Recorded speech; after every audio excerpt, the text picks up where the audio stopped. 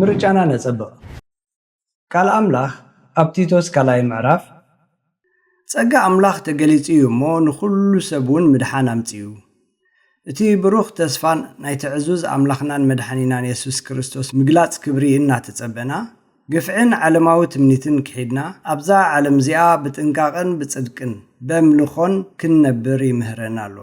ኢየሱስ ክርስቶስ ካብ ዓመፃ ዘበለ ምእንቲ ሓራ ኸውፃና ንርእሱ እውን ንሰናይ ግብሪ ዝቐንእን ገንዘቡ ዝኾነን ህዝቢ ምእንቲ ኸንጽእ ኢሉ ነፍሱ በጃና ኣሕለፈ ይብል ኣምላኽ ንዘላለም ምስኡ መታን ክንነብር ኢሉ ንዓለም ምስ ርእሱ ኸዓርካ ኣብ ክርስቶስ ኮይኑ መጺኡ በዚ ድማ ኢየሱስ ነቶም ዝተቐበልዎን ብስሙ ዝኣመኑ ኩሎምን ብእምነት ብጸጋ መታን ክድሕን ኢሉ ሓጢኣትና ተሰኪሙ ኣብ መስቀል ሞቱ ኣብ ኤፌሶን ካልኣይ ምዕራፍ ፍቕዲ 8-9 ሓደ እኳ ከይምካሕሲ ካብ ግብሪ ኣይኮነን እሞ ብእምነት ብጸጋ ኢኹም ዝደሓንኩም እዚ ከዓ ውህበት ኣምላኽ እዩ እምበር ካባኻትኩም ኣይኮነን ይብል እዚ ቃል ኣምላኽ እዩ ሓቂ ድማ እዩ እግዚአብሔር ኣምላኽ ሰብ ኩሉ ብጸጋ ኣምላኽ ብጎይታ ኢየሱስ ኣሚኑ ነቲ ብኸምኡ ብዘይ ጻዕርን ሃልክን ክንረኽቦ ዝሃበና ዘላለማዊ ህይወት መታን ክንረክብ ኢሉ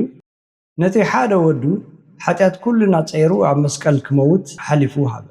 በዚ ድማ ታፍጽምቲ ፍቕሩ ገለጸልና እወ ክርስቶስ ኢየሱስ ጸጋ ኣምላኽ እዩ ምድሓን ድማ ኣምጽኡልና እንተ ኣሚንናዮስ ኢየሱስ ንምድሓንና ውህበት ኣምላኽ እዩ